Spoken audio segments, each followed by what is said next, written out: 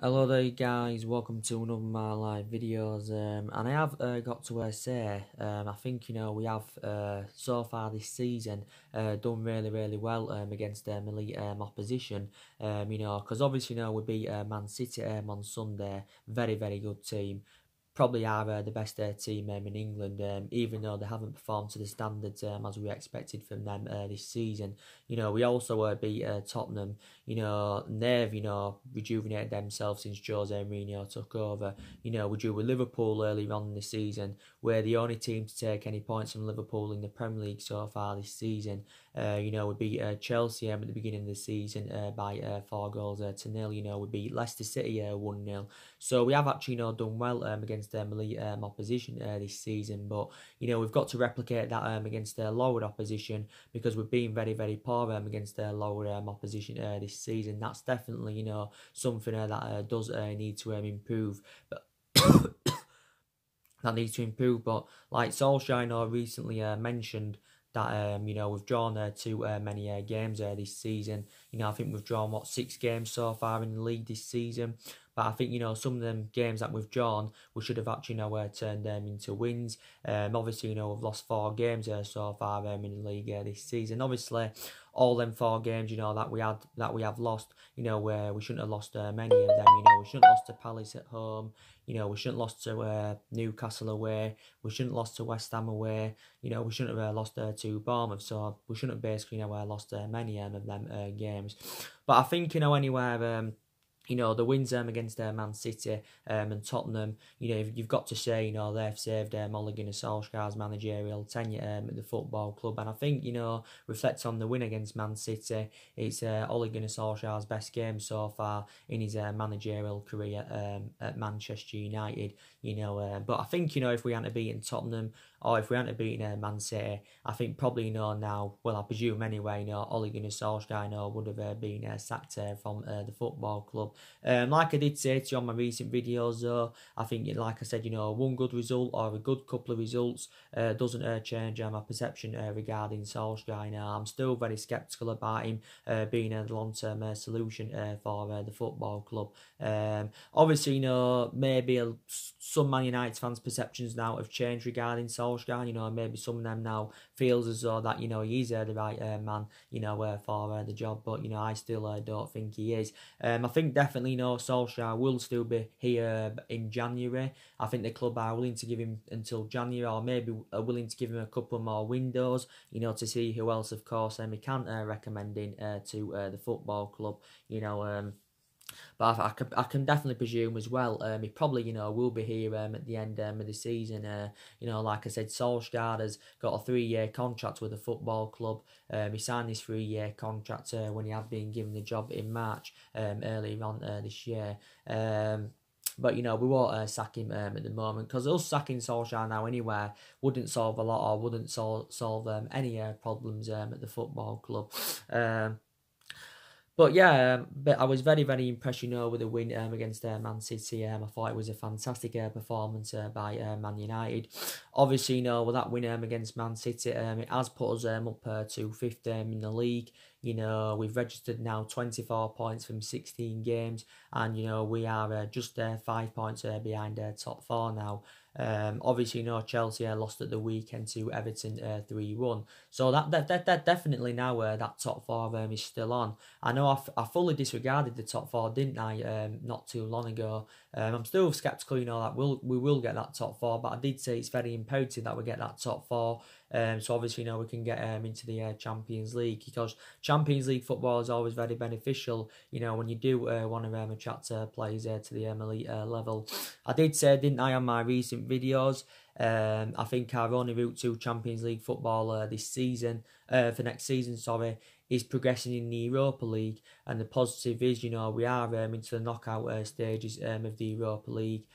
We initially qualified for the knockouts after 4 games. We've played 5 games now in the group stage. We've got 1 game remaining in the Europa League, and that is Alkmaar. I do presume in that game, Solskjaer will go with the youngsters in that, because he sees like the Europa League and the Carabao Cup as more of a chance, to give the youngsters more experience. And obviously Solskjaer knows the Alkmaar game is meaningless anywhere, I think he could go with a similar team, you know, as he did do against FC Astana and that. And in total, Solskjaer handed 7 debuts out in the game against FC Astana and that. But I think the young players did really, really well against Astana.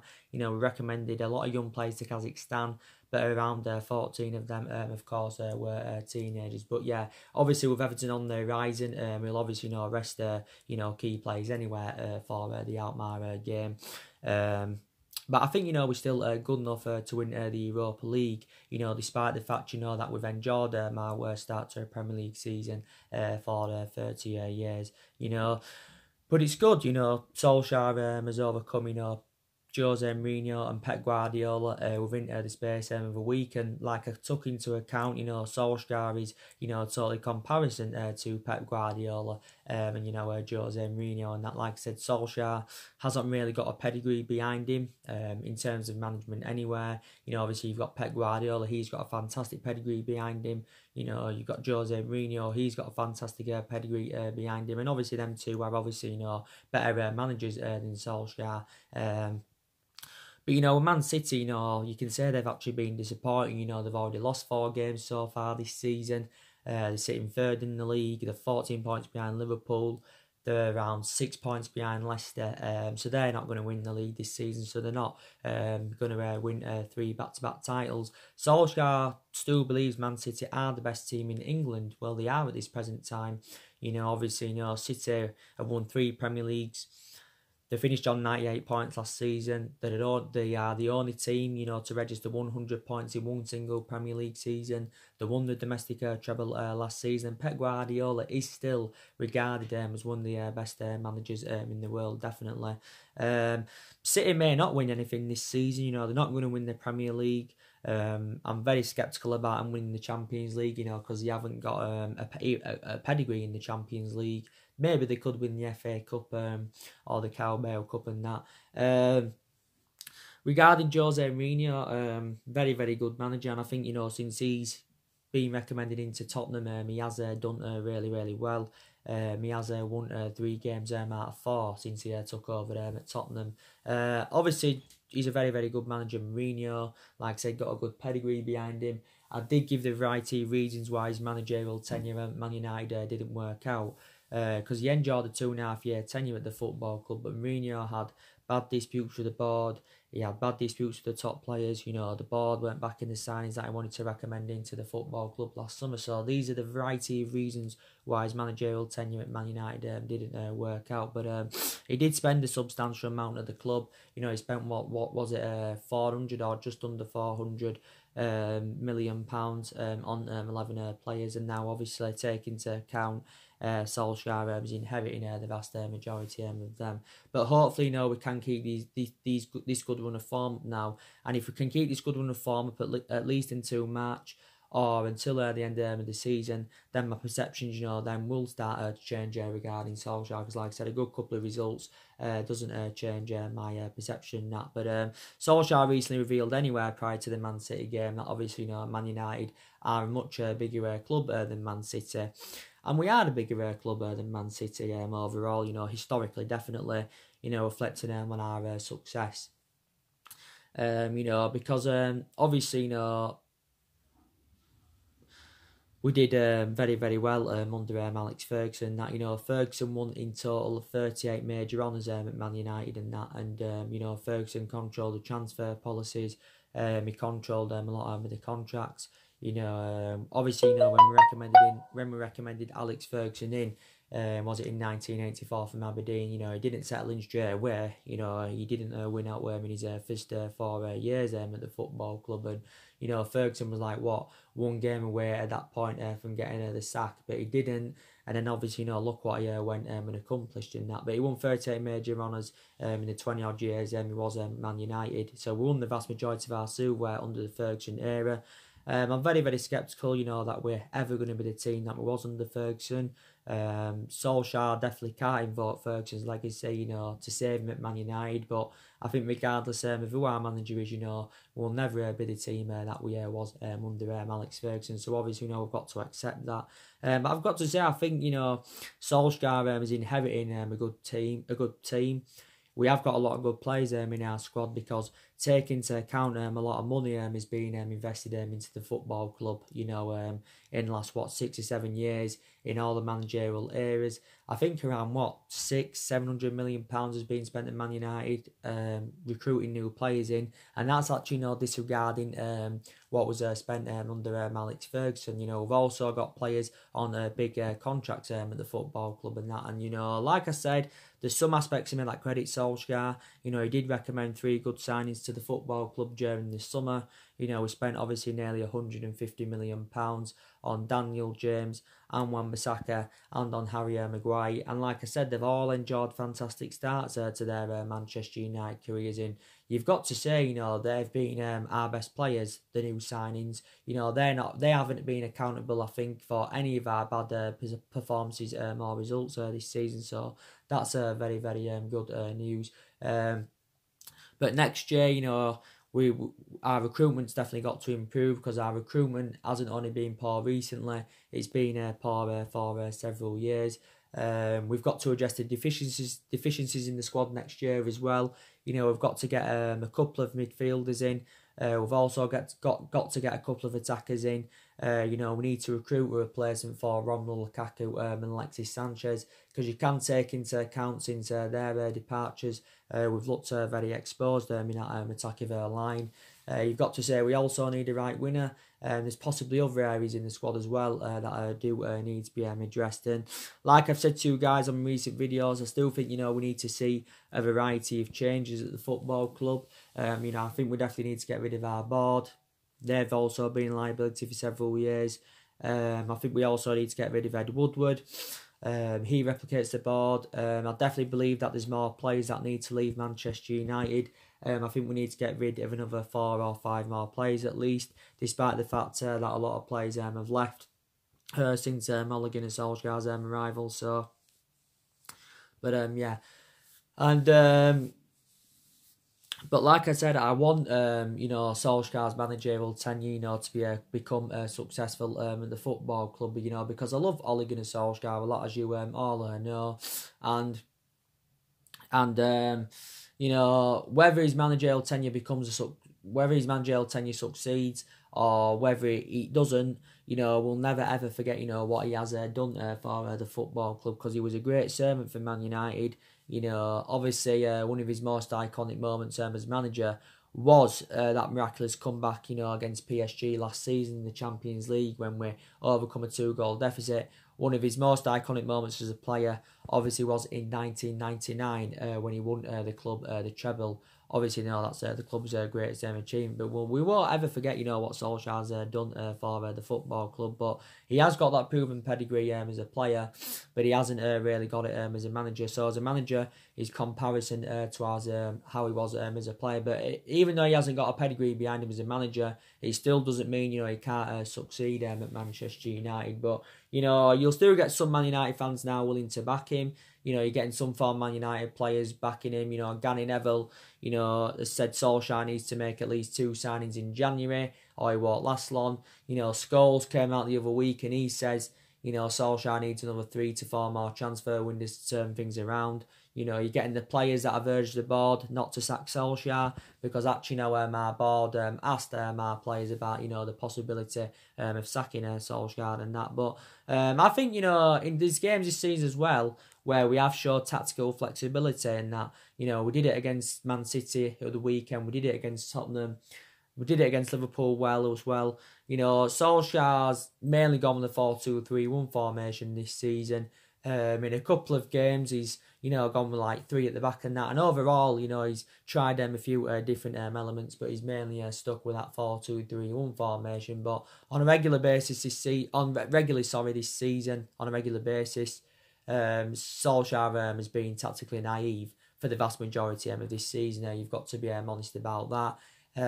Some of his substitutions and that have been questionable. But yeah, so it's going to be a long rebuilding process, definitely. And I think we need at least 5 to 6 more signings if we are to be back to being a competitively level football club. But it's good that we're making plans for January. There's a lot of players on our agenda. Ed Woodward recently assured Galactico signings at Man United next year. Like I said to you, it's not all about getting them Glasgow sat players.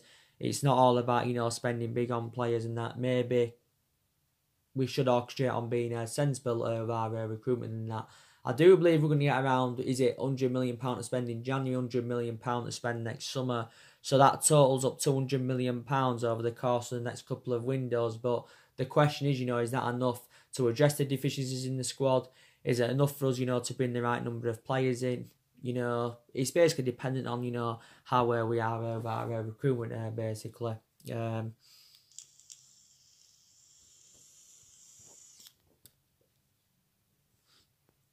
But I've also got to say as well, guys, that players have definitely now rejuvenated themselves and that.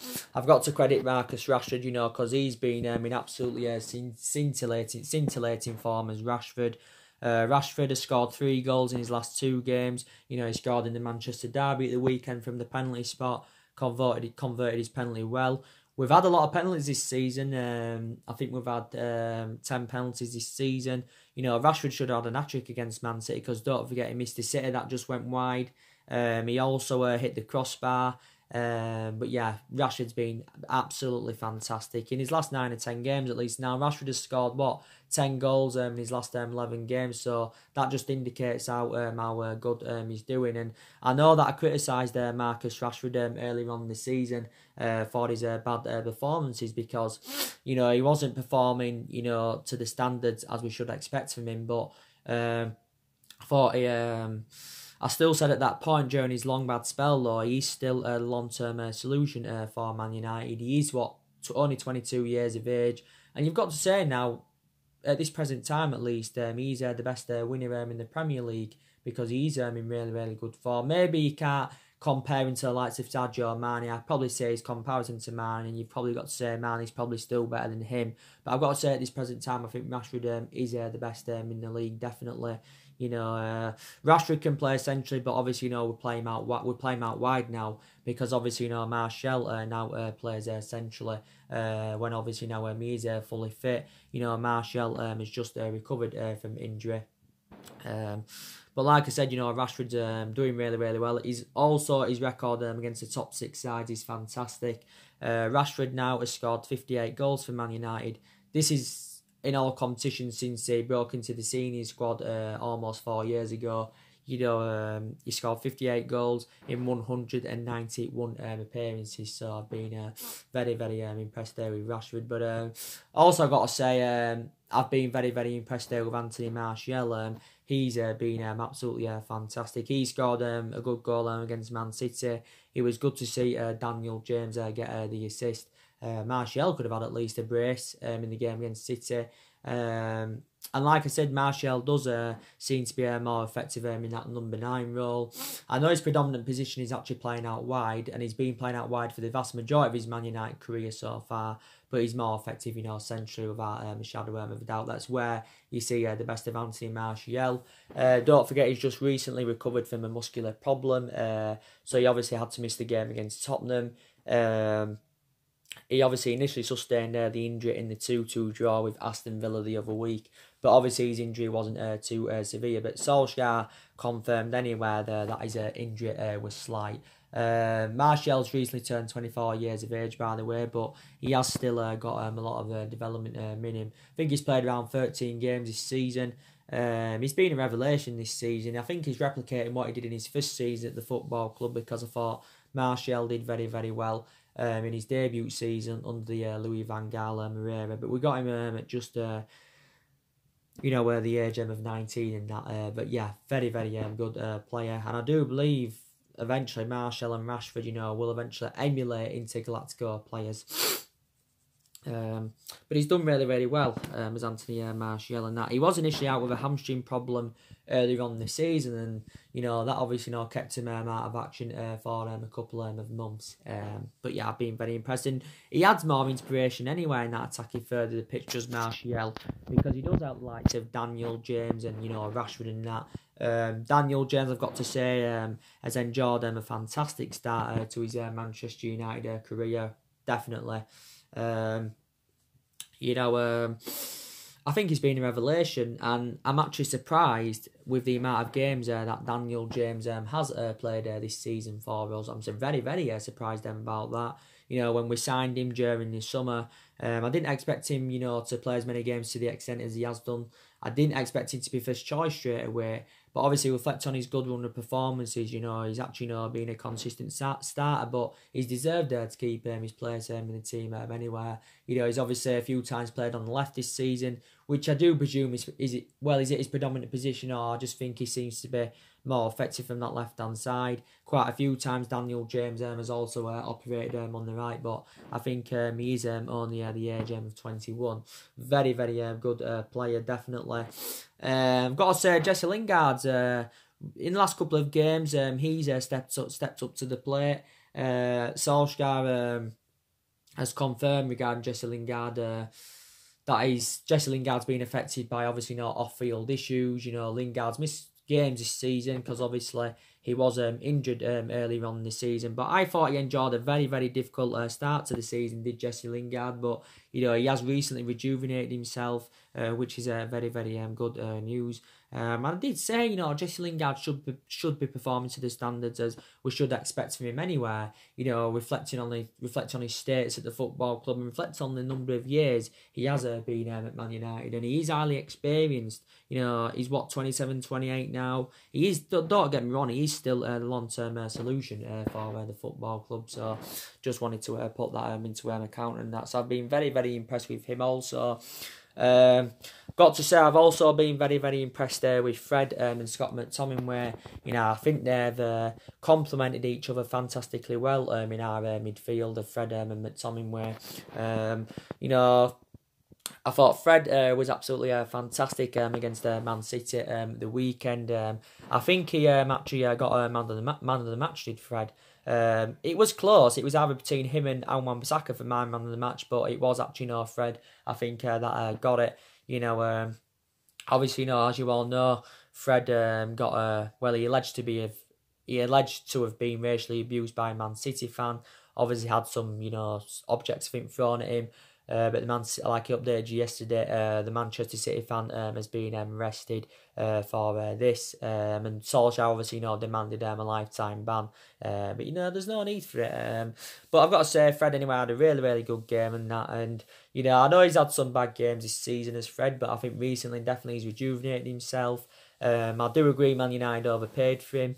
You know, we paid, £50 million for him from Shakhtar Donetsk last summer. You know, so I do agree that we overpaid for him a little bit. But I said give him more time at the football club. You know, to be fair to Fred, under the Jose Mourinho era, you know, he never really got the opportunity.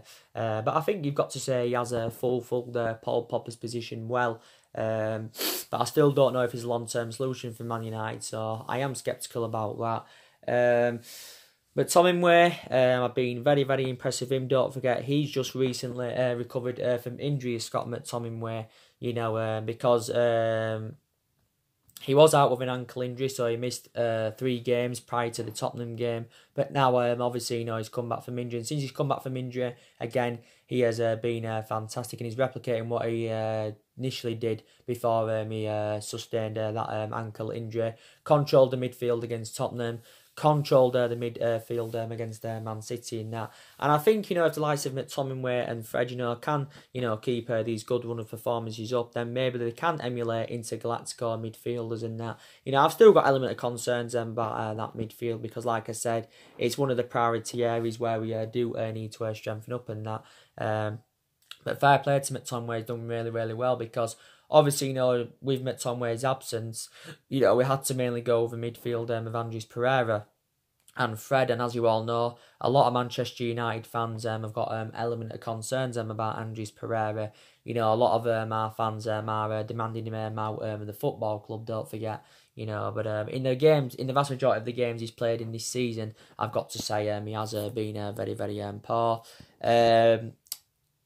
I think Wan-Bissaka's been immense as well. You know, he's been tremendous as Wan-Bissaka. He was very, very good against Man City. You know, I'm surprised, you know, the way he handled Sterling, because you can say he had Raheem Sterling in his pocket. And I do believe Wan-Bissaka, you know, can be our right back for the next decade at least.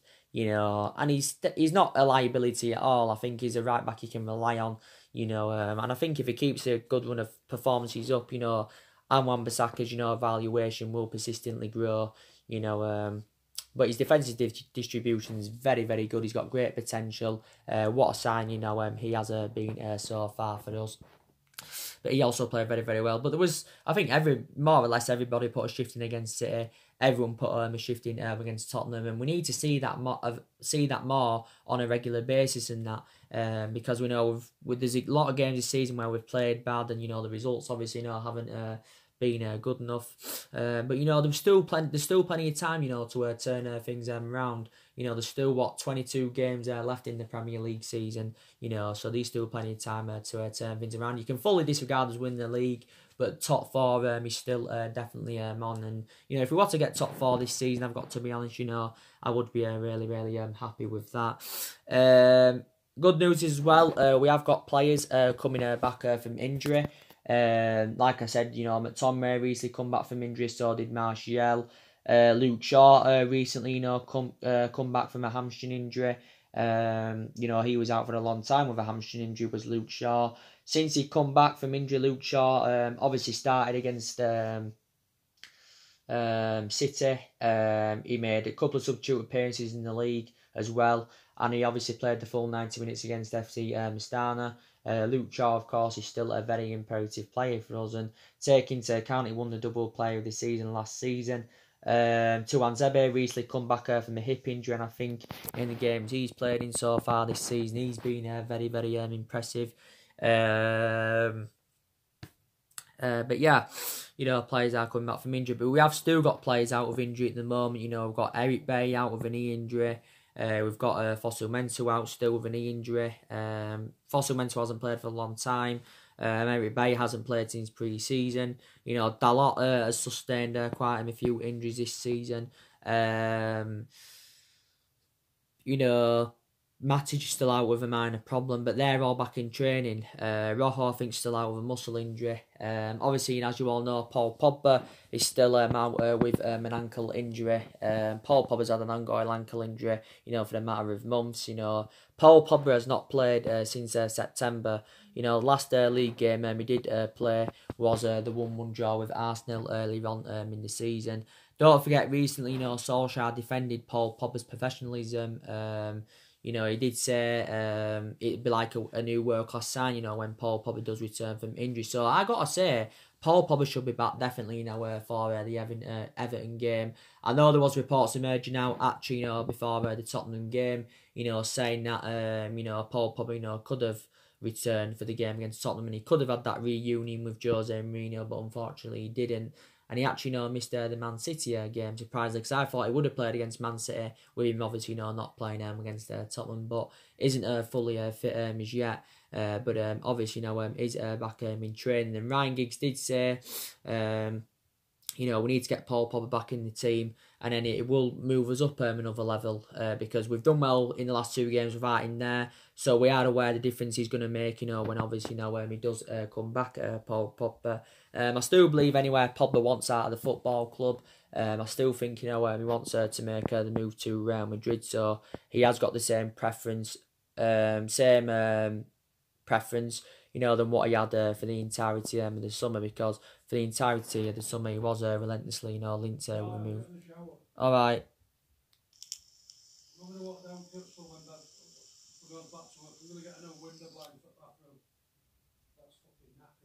Alright.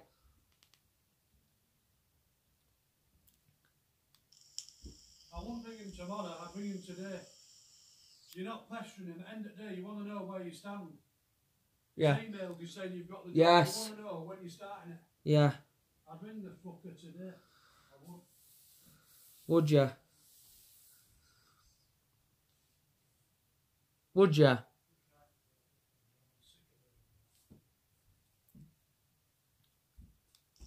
applied for 5 jobs last week, I haven't had a fucking job.